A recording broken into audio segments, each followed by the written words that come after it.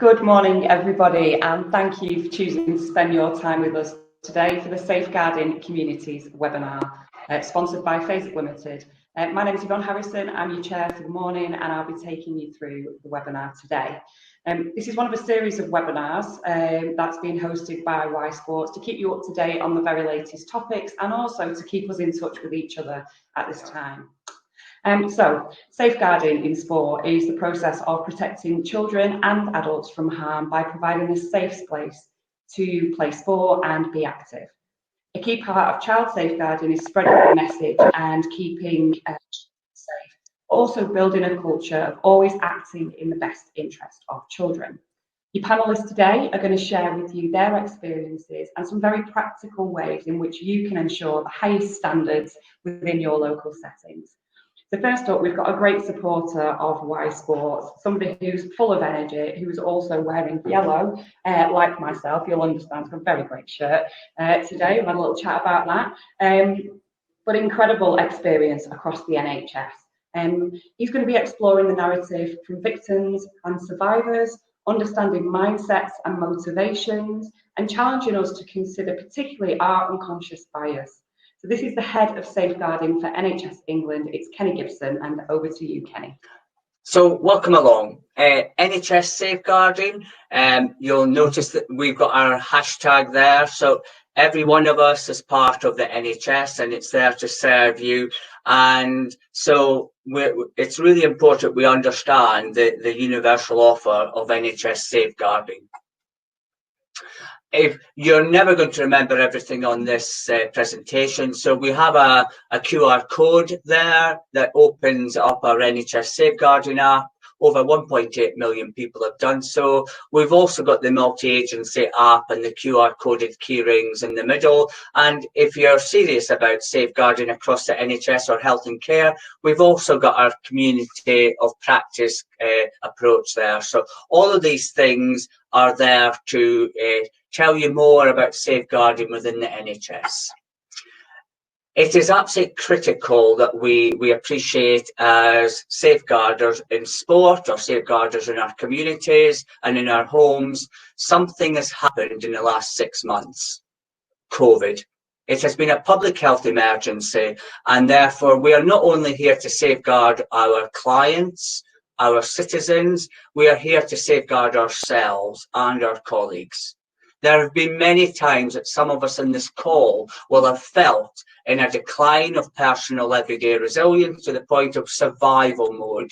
And it is absolutely critical we understand at that moment of being in survival mode, we are not able to adapt to exploitation and violence or neglect that is perpetrated against us. And so we become victims. By the same token, as sports, as community leaders, we can build adaptive conversations and recovery. So this resilience map and grade is really critical to understand. And the one thing we do know about COVID is it has brought a lot of decline in everyday resilience levels. And as I said, even I sometimes feel in survival mode. And you know, I need to be aware of my own exploitation and my own sort of vulnerability to neglect, abuse and violence.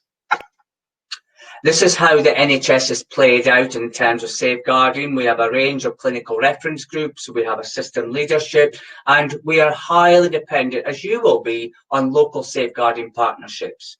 Again, it is critical that every one of us, whether we're in sports or health, recognise that by notifying local safeguarding partnerships of themed learning, concerns and issues, they can help us deal with that. So they're adaptive and they can assist recovery. In the NHS, we are moving towards integrated care systems, that is collectives of clinical commissioning groups and providers. And remember, the NHS is more than hospitals. It is primary care, it is home care, it is domiciliary care, it is the pharmacist that you go to, it is a dentist you visit, and it is hospitals as well. So the integrated care systems is where NHS Safeguarding really want to take integrated safeguarding with sports organisations. However, in safeguarding, there have been loads of challenges. Every one of us has lived in a pressure cooker household. Every single one of us in this call has lived in a pressure cooker household. And so there have been unseen, unheard, unknown, untold safeguarding matters and risks in most of our households. I myself feel quite anxious sometimes about unlock. You know, I myself have felt quite anxious when my partner of 26 years doesn't wash the dishes properly again. And so that heightened anxiety with people that you love, sometimes your dynamic changes in those pressure cooker situations. And what NHS Safeguarding has taught us in the last 6 months is we have got to begin challenging some of our social norms, challenge our unconscious bias, and begin creating a common narrative around safeguarding. There are some societies, there are some communities, and indeed there are some homes that you and I will know where the chastisement of a child goes further and abuse happens. But there are also unconscious biases where all we think about is the sort of support of the victim, when we should actually be understanding the mindsets and motivations of perpetrators. This is a quick map or a tour of what we need to begin learning about. Trauma-informed practice. We need to begin talking strength-based approaches that sports brings, and we need to begin talking about restorative practice with families. But more importantly, we've got to begin looking at sustainable recovery in the communities. It is absolutely no sense treating a victim of a stab if we don't then send them back for sustainable recovery in their community. And sports and activity plays such a large part in that partnerships. So the NHS will be looking to work in partnerships with sports groups and sports entities. We need to think about adult safeguarding at all times, including the mental capacity, liberty protection safeguards, and self-neglect. Those are critically important, as some of the clients that you come across will require those safeguarding alerts. However, we have a duty now to think about domestic abuse. Domestic abuse rose by 60% in terms of referrals. It rose by MARAT referrals. It rose by support helplines, and it certainly increased adolescent to parent violence rose. But what didn't rise, sadly, is data sharing. Time and time again, I hear of NHS organisations that don't share data, or voluntary sectors that don't share data. We must share data if we think someone's life is in danger of domestic abuse and violence. And this will come out in the new domestic violence bill, which is due to be published in the second last week of November this year. And all of this information we need to share with the new violence reduction unit so that we stop abuse happening, we stop violence happening in our homes. But we've also got to stop serious violence, and you can see there knife crime, gang violence, violence against women, modern slavery, sexual exploitation and abuse. These are all violences against the person and against the Human Rights Act. And so therefore, as sports organisations, I would encourage you all to begin collecting themes of these and passing them to your community safety partnerships and passing them to your local violence reduction units. These violence reduction units are funded to the tune of £80 million in order to reduce violence in the highest population areas. And these are just some of the violences that you can see perpetrated against men, women, girls, children that they aim to tackle. We must also appreciate that there is an increase in child sexual abuse and exploitation. Please remember, it is never historic in the brain of an abused person. It always comes to the fore in re-traumatizing. And again, sports groups, coaches, they play a massive part at being able to listen to that journey and be empathetic to that journey, or to signpost the victims to support systems. So it's never historic, but you can listen and signpost child sexual abuse victims and survivors. However, we must be braver. We must understand that a few of us, a very minority few of us, will begin being perpetrators, because our motivations or inhibitors drop. And there could be members of your sports groups who are beginning to show the signs of their inhibitors dropping or grooming helpline. And anyone who thinks there's a perpetrator in their family should actively support them to contact Stop It Now or the Lucy Faithful Foundation, and they can deal with them as a self-report. So it is a hard ask. I know as a sports group, fraternity or children's safeguarders, you are about the victim, you are about the sort of survivor, but we must prevent child sexual abuse as we must prevent domestic violence and abuse. Now, I'm going to quickly go through the slides because the next slides are theories that you need to know more about. We're certainly heading towards contextual safeguarding, your sports clubs, your venues. There may be a space or place referral that you might want to consider rather than referring the person. It might be a space or place, a stairwell, antisocial behaviour, a fast food outlet. Let's begin collaborating with community safety partnerships and violence reduction units around space and place, rather than always blaming the individual. Let's begin asking trauma-informed practice questions. Rather than looking at that person with problems or a patient with an illness, let's begin asking them, what happened to you? The contact that we have with every citizen, there is a journey before it and there needs to be a recovery after it. So what happened to you is really quite important to understand that person's journey. It is critical when we're talking about the journey out of an incident that it is strength-based. It's authentic. It's looking for better quality of outcomes, personal accomplishments. So we need to ask questions, what matters to you, rather than offering people an action plan or a child protection plan. And also we need to begin thinking about Think Family and the wider aspect of how parents and grandparents can impact on this. For instance, many grandparents, many new parents have missed out on their attunement rituals with new babies since lockdown.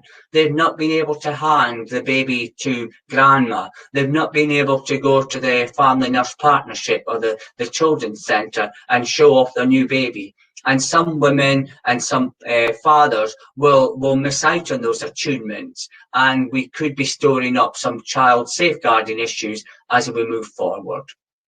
Obviously, adverse childhood experience is still a useful framework, but it is a framework. We must be cognizant there's more to an adverse childhood experience than these listed here. And I always encourage people to look at cumulative harm as a way of looking at adverse childhood experiences. But what can you do the next time you're caught up in a safeguarding moment? It's to be curious. It's to ask those questions that we know can trigger self-reporting and the confidence of talking to you. It is, what happened to you? How safe do you feel at home? What matters to you in your recovery? Or how can I help you thrive in a world that feels awful? Avoid re-traumatizing people by listening, by believing, and by do something. Find pragmatic solutions for disclosure. And above all, follow the social movements that are being created through Sports Club, that safeguarding happens every day, in every place, and we must learn from excellence as well as tackle incidents. Thank you for listening. Thank you, Kenny. Hugely interesting and very, very informative, absolutely packed presentation. So I'm glad we're able to share the slides afterwards. The resilient map, that sort of graph was an interesting one, and in some ways I actually found that quite reassuring. It's a bit like people and their habits playing physical activity and sport. Kind of, it just doesn't happen like this. You might be doing loads and maybe not so much, and it's the same in terms of how you feel in yourself, and just acknowledging that and understanding that it's normal, or what trigger points might be is a really really useful exercise.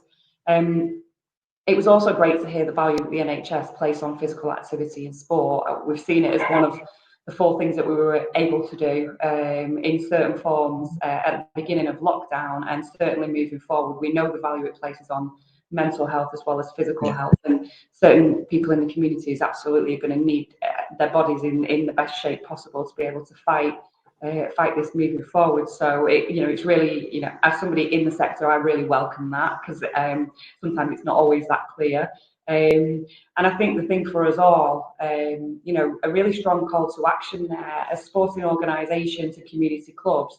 We can't just stay in our own bubble. We need to look out to that and make those wider links, whether that's with the violence reduction units, whether that's with the community safety partnerships, but mostly be curious as well. I think that's a really strong and very simple message. Ask the right questions, and let's not ignore things because there are lives at stake. And as you say, abuse doesn't just happen and then stop and people move on. Whatever form it is, it stays with people. So I really appreciate that. I thought it was really, really very insightful, and certainly with lots of practical tips and signposting and places that people can go for more information. So thank you very much indeed, Kenny. Next, we're moving on to Michelle. Michelle North is head of the service for the Child Protection in Sport unit. Michelle's going to take you through the very latest safeguarding data and insight across the UK, also looking at the importance of maintaining standards for safeguarding before moving on to challenges, all really, much like Kenny finished, to keep improving and to keep moving forward in this area, because we're talking about people's lives, vulnerable adults, and children, and we must all be very conscious of that. It's such a critical area. So Michelle, over to you. Thank you very much. Let's see if I can get the IT to work. This is always the scary part of any presentation. So as I've been introduced, my name is Michelle North. I'm the service head for the Child Protection in Sport unit. For those of you that don't know, this is a section of the NSPCC. We kind of are uniquely funded by the sports councils across the UK to work with sports organisations to ensure they meet and hopefully exceed their safeguarding requirements. So I've got you for the next 15 to 20 minutes. So I just kind of wanted to build on what Kenny was talking around about sport and activity being a positive and a powerful force, actually, and that has come through the pandemic. So we're going to think about what do we know and use the information from the Child Protection in Sport unit and also from the wider NSPCC to think about some of the things around the impact and the risk of that data and what we know. Try to remember that safeguarding is a priority. There is lots of things going on in the world at the moment, and sometimes when you don't focus on that, the priority can slip sometimes. To try and really think about what can you do back in your organisations, what things can you remind people of so they know what their roles and responsibilities are, and then about support and advice. So hopefully there'll be something in there. But first of all, I really wanted to just show a really short video to try and focus us, to get us thinking about the present risks and ongoing concerns that are coming up. The NSPCC is warning that lockdown has made children more vulnerable. We know children in particular are feeling the impact of this crisis. If you are struggling, I'd encourage you to reach out for support. There isn't any other work. You're through to a childline counsellor.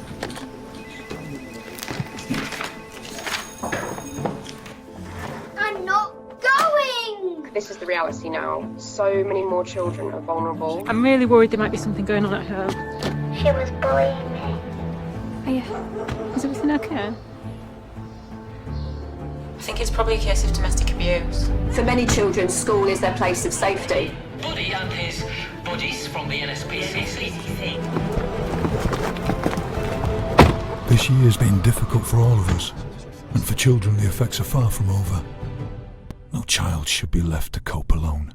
We're still here for every child. You to go and listen to it, but it really was just a short video to remind us about what some of the data is coming out. We've heard it all on the news around the levels of concern, the lack of reporting, and I want you to think about your organisations about how do we support young people now that they're back into sport and activity.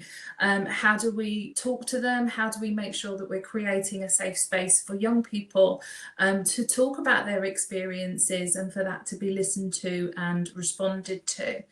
So kind of thinking about what we know. So I've used some of the data from the NSPCC helpline. And for those of you, if you don't know, it's a free helpline that runs, so anybody can call it if you have concerns about the safety or welfare of a child.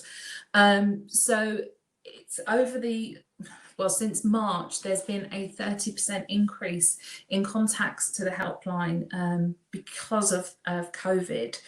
And I think this links to what Kenny was talking about the 60% raise in domestic violence. And actually, that's one of the things that we've seen in that.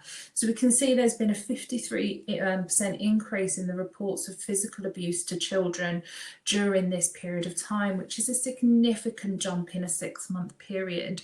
And if we can compare that to the support that's being offered through to Childline, so this Childline is for children, that's it kind of on par. So they've seen a 22% increase of young people contacting Childline during lockdown about concern. And I put just this brief case study there about a 9-year-old boy who had contacted Childline for support about the difficulty that they had been having during that lockdown. And although he alludes to the fact that there had been concerns before lockdown, that he'd been physically abused prior, that it wasn't on the scale that was happening to him now. And I guess that's the bit from us in sport and community activity, is about how do we help young people speak out? Because as we see from this boy in Childline, that they've been threatened to keep quiet. And we want to make sure that we create environments where people can speak out and stay safe. So if we think about the types of concerns that have come through, particularly to the helpline, there's been a massive increase over the last 6 months around parental behaviour and adult behaviour around children. And this is particularly linked to alcohol and drug misuse during lockdown. And that's been a significant rise that we've seen, and a huge concern around the welfare of children. Lots of neighbours are calling in to raise concerns about what they're hearing from next door or within their communities, and they're not quite sure what to do about it. So, I mean, the good thing is people are raising concerns, but it just goes to show that lockdown has been tricky for most people, but for some it's been awful. And as adults in providing services for children, we need to make sure we're creating that environment. So the other top concerns are around physical abuse, which is linked to some of the things I've already spoken about, emotional abuse, neglect and sexual abuse. And I think when we think about sexual abuse, what we need to be aware of when we're talking about this is that people have been online, they've been living their lives online for the last 6 months, and it means that young people and children can be groomed during that period of time with no interruptions and no distractions. So if they're then meeting with the perpetrators in real life, already the barriers are very well down because of the long time they've had to create that environment. So I just wanted to raise it about the type of things that we're hearing about with the NSPCC, and that when you're welcoming people back into your organisations, these are the kind of things that they'll be bringing with them. So how do we think about preparing our workforce and our volunteers to be able to recognise what some of these concerns are and what to do with them when we do know about it? So in Childline particularly, they introduced the Calm Zone, which is a different part of the website, which children can have direct use access to. And there's been a 32% rise in visits to that part of the site since lockdown. And I think there's a positive and a negative on this, because I think, one, it's devastating that so many children need to access that site, but it's there. But I think children and young people today are in a much better position to recognise their own mental health and where they are in that spectrum. But we need to make sure that we're aware of the resources around for children to help them with that. And this kind of links to the number or the increase in counselling sessions that have been offered to children through Childline, either by voice or through instant messenger. And that's been up by 37% around mental health concerns. And there's also increases around sexual, emotional and physical abuse. So it ties up really well with what the wider NSPCC helpline is telling us, and they're also children telling us about the increase around domestic violence. It's really interesting to talk about as well what children are telling counsellors on the telephone is not just about the pandemic. Over the last 6 months, the world has become a scary place for some children, and they are concerned about the virus, the health of their family. There has been the impact of the death of George Floyd and racism, and there's an awareness around that within across the world, and things like global warming. So all these are the reasons that children are contacted Childline to talk about while they've been sat at home thinking about these things. So all those levels of anxiety you are quite likely to see come out as people return to sport and activity. So why is it really important we know about this stuff? So if we can understand what people's experiences have been over the last 6 months, we have an opportunity to minimise the risk or to be ready to hear those concerns. It's essential our workforce are ready to listen to this, and we know that they know how to respond. How do they report a concern? Who do they go to? If we know the data, then we can be a bit more forewarned in that. I think we need to be aware as well, there's been going to be quite a lot of change of personnel in sport and activity for a number of reasons, depending on the different sports that you're at. There's quite a lot of adults who aren't returning to sport and activity yet, either as coaches or volunteers or in whatever guys they are in their sport. People aren't returning due to ill health or fear, or they're an older generation where actually it's not safe for them to come back. So I guess the reason I wanted to raise that as an issue is that sometimes we can be really grateful for volunteers, because if we didn't have them, sport wouldn't happen.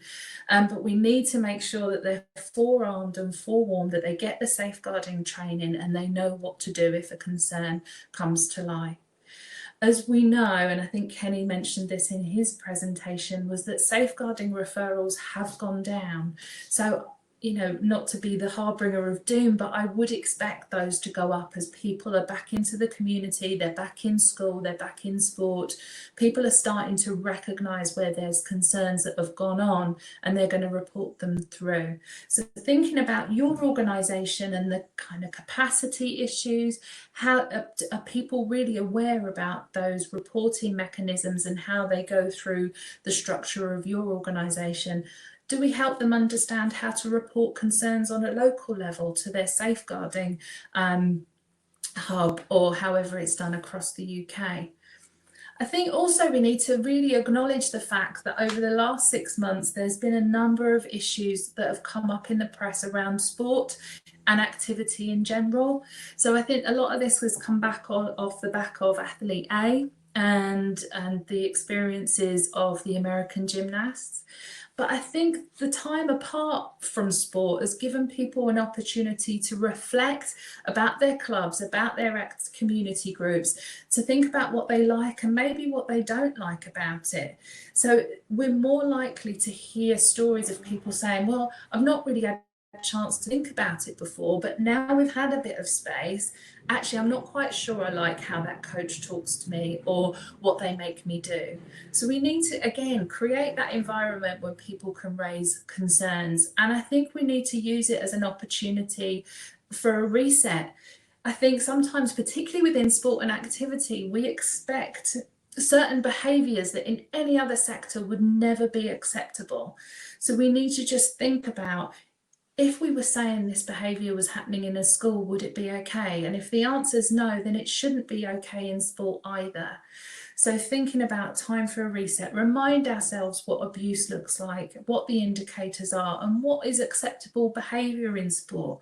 Because we often talk about concerns, but they can range from low-level concerns to poor practice, obviously to high levels of safeguarding and child abuse concerns. So really, how do we educate and how do we create those environments? So I guess a bit, whenever I hear people talk or I join webinars and things like that, and it gets me starting to think, you want the practical things of what is it then that we can do? And I guess the bit for me is, how do we communicate all the things I've spoken about? And this isn't just about our workforce, but how do we communicate to children and young people about sport being a safe place where they can raise concerns? How do we talk to the parents to say, actually, if you're not happy about something in this club, this is how you can raise a concern, and you'll be listened to and believed. And I think that's a really important thing to communicate. I think we need to be able to put it into chunks that makes it understandable. I've read a lot of safeguarding policies over my career, and you don't want to be sending that out to a child or a parent unless they really want it or ask for it. But actually, what are the key bits within that policy that they may need to know about? And to think about our workforce. You know, if they've been out of sport and activity for 6 months, do we need to refresh people around what their roles and responsibilities are, what safeguarding is and what that might look like and what they should be doing about it? Because it seems like a muscle that might have gone a little bit stagnant over the last 6 months to remind people of that. And kind of putting it really back to basics. You know, think about that basic safeguarding training that you've had around recognising a concern. Do we feel confident that the people within our sports and activity are able to recognise what a concern looks like? And then when they recognise that concern, knowing that they've got a responsibility to respond to it, that they need to do something about it, even if it's just to pass it on to somebody else, but that recognise, respond, how to report, knowing those local reporting procedures, or through your organisation or national governing body or whatever your organisation may be, that you know and they are communicated very fully, and then those things are recorded. It's really important that we remember to record all those concerns. It goes back to that, you might have that small jigsaw piece, but if we start to collate that information, we can make sure children and young people are safer in sport. So there's a huge responsibility, I think, on our workforce as the world's getting back into sport and activity. And I think we need to be able to talk very plainly about what that looks like, what a concern is, and then what we do with those.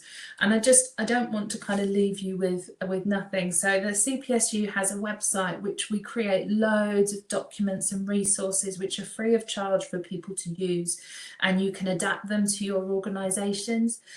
We also run an inquiry service, so if you ever have any concerns and you just want to talk to somebody, we can, if you contact us through our email address or telephone number, somebody will get back to you, or you can follow us on Twitter. But I think it's just remembering that there are people out there to support, there are people out there that can help, but we just need to make sure that we're putting the child centre of everything we do and remind people of their safeguarding responsibilities. Michelle, thank you so much. Again, hugely informative, loads for people to take away in the presentations, and obviously the webinar, as I said, is recorded, so we can actually listen back to your spoken words as well. I think it's really interesting to hear about the calm zone, and whilst I appreciate it's sad, isn't it, that there's more people using that space, but actually it seems like it's a very important space for young people. And actually, as sports organisations and people working in the community, how do we help to raise awareness of that for the young people who don't know, because that might be just the start point they need. I think the other thing that was a real practical tip, and it really resonated with me, if this wouldn't be okay in school, it's not okay anywhere else, because we always envisage that schools have the highest standards for our children. So again, that's another good barometer, I think, for people kind of thinking, am I being paranoid? Is this something or not? And I think the final thing, other than the fact that there are the resources available, much like with the NHS, on your website, and I'd encourage people to take a look at that, is that sports settings, as I referenced earlier, they are so important to the mental health of young people and that sense of belonging. And if things aren't great at home or somewhere else, creating that safe space and enabling young people to feel confident to be able to speak about things that are happening to them is so important. And I think we'll come back to it in the questions, but there's massive questions around how do we gear our workforce, many of whom are volunteers, to be able to deal with this, not only in what was our previous life, but with all the additional layers that Kenny referred to earlier as well. So yeah, brilliant. Thank you very much indeed for sharing that. So I'm going to move on now to our final speaker, because that will give us a lot of time at the end for questions, which is going to be really useful, because I know some fantastic questions to be asked. I've got a ton of them, but again, if you've got any questions, pop them in that chat box and I will be sure to ask them. Our final speaker is Paul Harrison. He's the Managing Director of today's sponsor, that is FASIC Limited. Now, FASIC was formed in 2012 by Paul and provides specialist safeguarding advice, supporting organisations in the voluntary, private, statutory and faith sectors as well. Paul himself has a huge amount of experience in safeguarding, having worked in local health authorities, coordinating services for families, vulnerable young people, and those at risk of homelessness.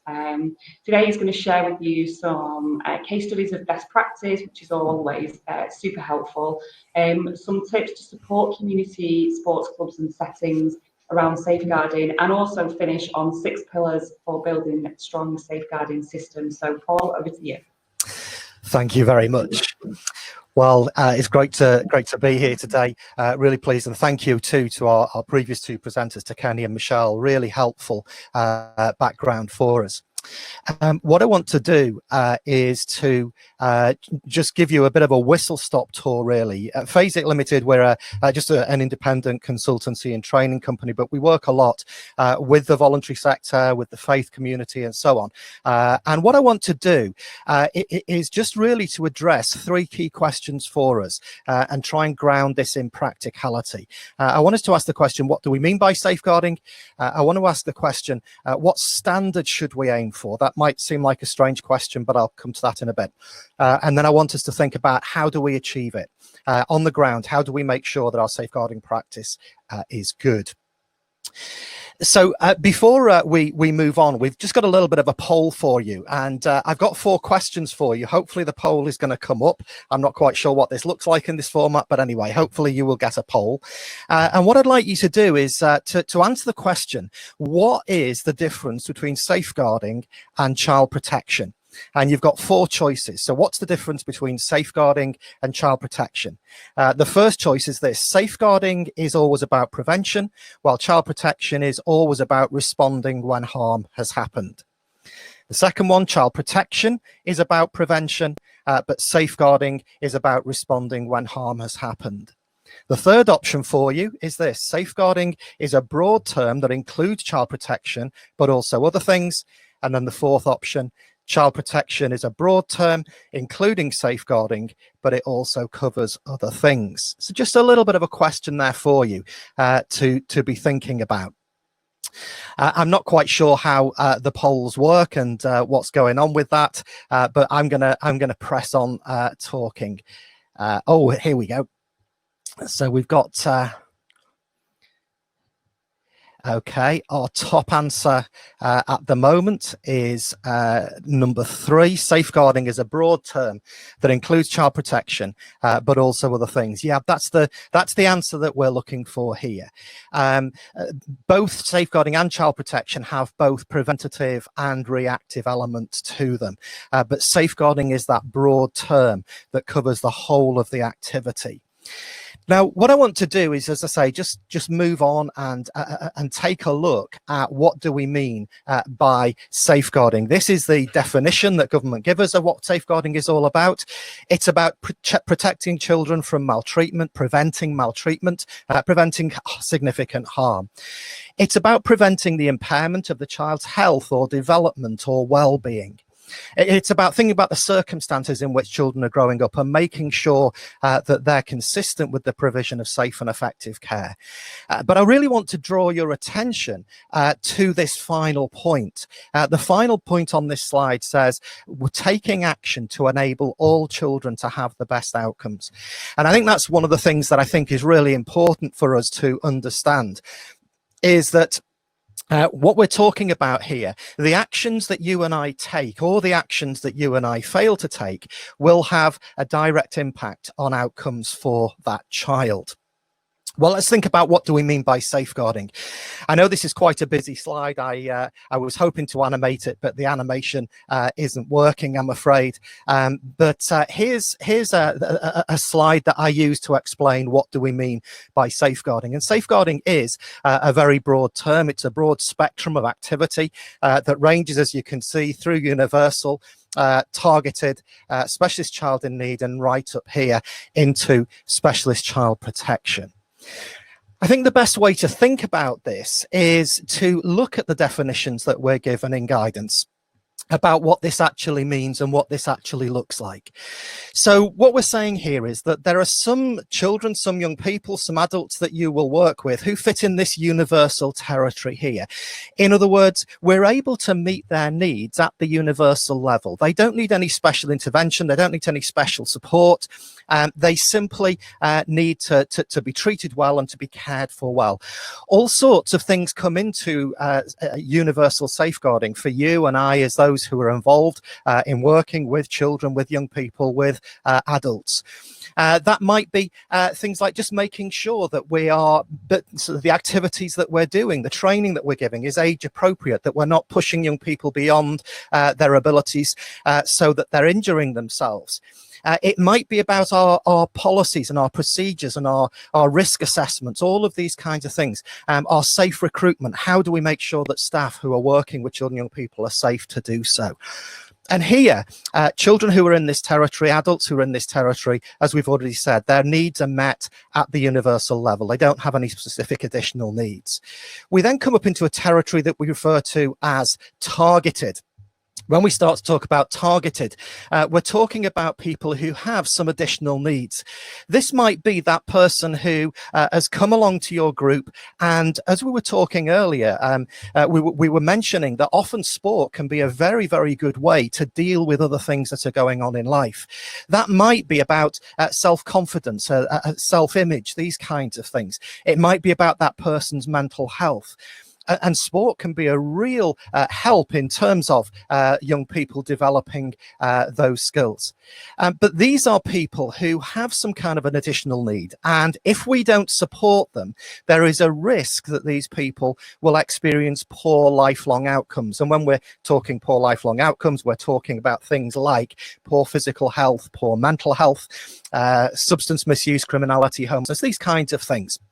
So here we have some people who come to us and they just they might support engaged in what they might or out of the club, pointing them to other services who can help them with the needs that they have. We then have specialist child in need, and this certainly would be a territory that would be familiar if you're involved at all in disability related sport. That might well come into that. Now, in these territories here, what we're talking about is people who have needs, and those needs might mean, if we don't meet those needs, that they will experience poor outcomes. When we come into child protection, we start to talk about something altogether different, and we start talking about the risk of significant harm. The risk of significant harm. And child protection is where we have a child or an adult who is at risk of experiencing or has already experienced significant harm. Now, as organisations involved in sport, as organisations working with children, with young people, and indeed with adults, once we hit this territory of specialist child protection, we come to the point where we have a legal duty to report. And as organisations, it's important that we take this seriously. I think one of the things that has come out from the independent inquiry into child sexual abuse is something that we've known for some time, but that is that the voluntary sector sometimes has not had the highest standards, and sometimes people who've been looking to find an opportunity to abuse have used voluntary sector organisations as a means of accessing those people. But even as voluntary sector organisations, we still have a responsibility where we are aware that someone is at risk of significant harm to make sure that we refer that person through, and we've already been talking about that need to signpost. But if we think about it, for us as people who are working with children and young people, people who are working with adults, There are sort of two sides to what's going on here, if you like.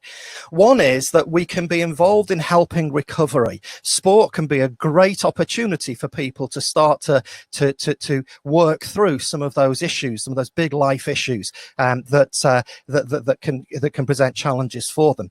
But we also have a responsibility to identify people who are potentially at risk and to make sure that we're reporting them through. For the sake of time today, I've had to keep moving and I've had to, I haven't been able to use video, but these are both very, very important aspects of what we do, both identifying support needs and helping people to recover, but also identifying and reporting where there are concerns. And of course, sport not only provides a great solution for some issues. Sport is a great way for young people to develop, but it also prevents an opportunity for abuse. And we've already referred to this. And unfortunately, we don't have to look very far in the headlines to see this as a reality, do we?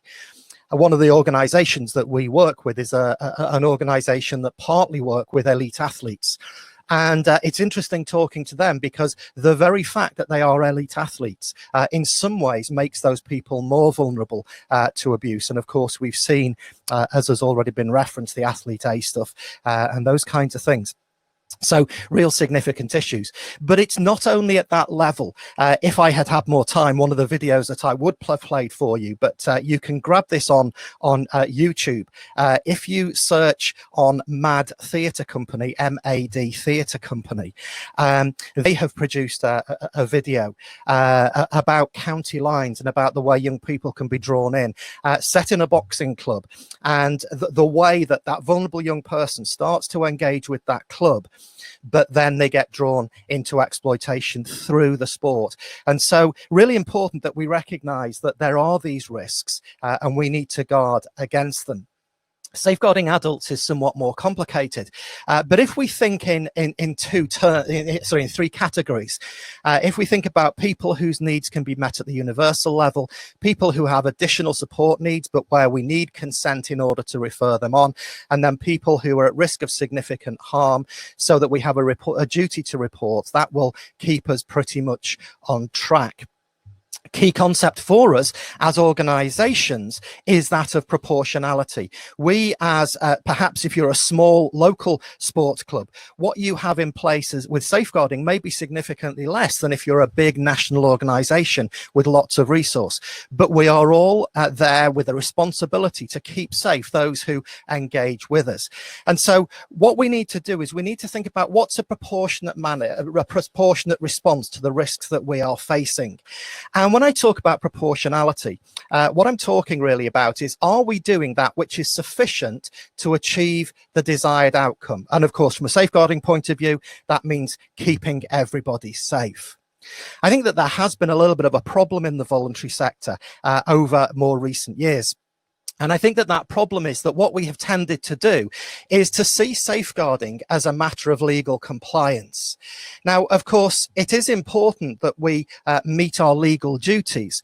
But what we do need to understand is that if we fail to meet our legal duties, we are in the realms of criminality. And so, of course, we should be aiming for a higher standard. We should be aiming for the standard of best practice. If we aim for this and miss, then we are immediately into failing to meet our legal duties. If we're aiming for this, we can aim for that higher standard, and we can achieve more, and we can avoid getting caught up in that criminal activity.